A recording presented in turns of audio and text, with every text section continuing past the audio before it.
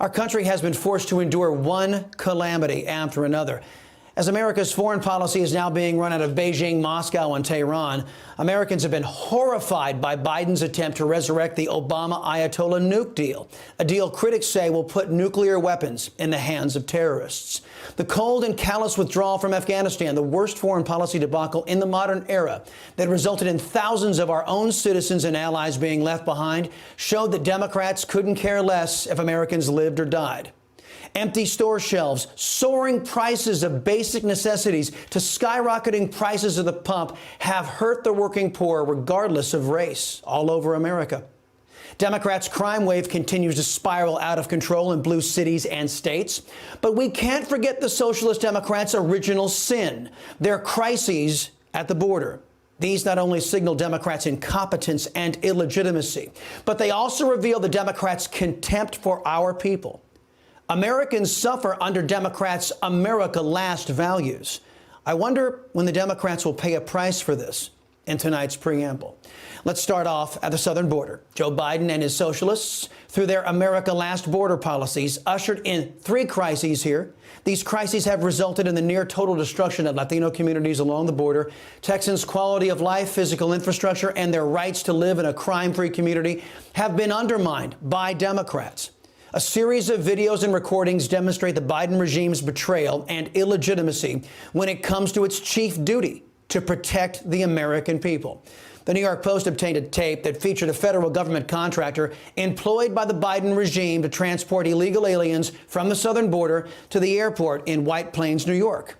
In the video, a contractor says, quote, "The government is betraying the American people," end quote. The contractor was speaking to a Westchester County police officer on August 13th of last year.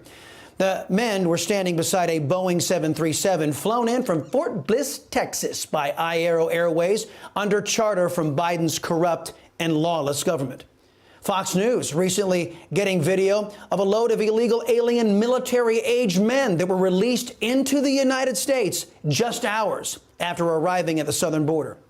Journalist Allie Bradley captured this video in San Antonio, Texas, one of the states victimized by Joe Biden's regime.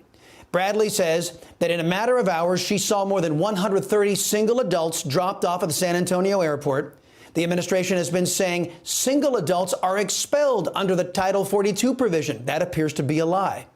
Allie then showed 2 ICE buses with single adult women showed up to San Antonio airport to fly to another state. One woman told Bradley that she's from Nicaragua. Border agents say single adults from Cuba, Nicaragua, and Venezuela are not expelled under Title 42 and have not been for months. When confronted with their lawless actions, Team Biden does what most left-wing extremists do, simply lie. Why is it that large numbers of single adult men are being released into the United States just hours after being apprehended at the southern border?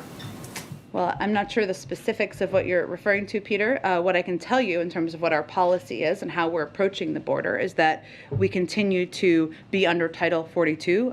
Migrants who cannot be expelled under Title 42 are placed into immigration proceedings. Quick, somebody call a Republican. I'm sure they're going to leap to defend our people from this lawlessness. So the borders are wide open. We're on pace to bring in millions more illegal aliens this year. Opioid deaths were over 100,000 last year and are forecast to be just as bad in 2022. Illegal alien women and children continue to be violently raped and sexually assaulted on their dangerous trek to fulfill the Democrats' political vision. And illegal guns continue to flow into the United States. And who does the Socialist Democrat Party stand with? Well, they stand with narco-terrorists, rapists, drug dealers, and gun smugglers. Texas Socialist Democrats asked U.S. Attorney General Merrick Garland and U.S. Secretary of Homeland Security Alejandro Mayorkas to initiate an immediate investigation into Governor Greg Abbott's border security mission, Operation Lone Star. In a Wednesday letter, the socialists in the Texas House called Governor Abbott's efforts to stand for the rule of law as, quote, unconstitutional and a militarization of Texas border communities, end quote. The Democrats went on to say that those who believe in enforcing the rule of law are partaking in anti-immigrant rhetoric. And despite illegal aliens pouring in from all over the globe, the Democrats claim enforcing the law is done with racial discriminatory intent. Speaking of milquetoast Mayorkas, in case law-abiding Americans were feeling alone and underrepresented in Biden's America, our Border Patrol stood up and gave us all a moment we could be proud of. Town Hall News exclusively reporting that a recorded meeting between Border Patrol agents and Mr. Mayorkas didn't go very well for the Biden regime. During the meeting, Mayorkas admitted, quote, "Look, it's worse now than it frankly has been in at least 20 years, if not ever," end quote. Agents pressed Mr. Mayorkas on how DHS can reconcile, saying border security is the main mission for Border Patrol, yet agents are unable to patrol the border due to policies of the Biden administration. Agents complain that they've been turned into taxpayer-funded Uber drivers and diaper changers for illegal aliens. At that point, according to sources present at the meeting and the audio recording, the agent who was talking with Mayorkas turned his back on the failed leader of DHS. Mayorkas protested by saying, quote, "Let me just say, you can turn your back on me, but I'll never turn my back on you," end quote. And then the agent gave a reply that describes the Biden administration and every socialist Democrat in elected office. The agent said to Mayorkas, "You turned your back on agents first." Joe Biden and his socialists have turned their backs on America. They reject our laws, they reject our Constitution, and they place citizens of other nations on pedestals while leaving our people unprotected. I didn't even get into the Democrats' crime wave.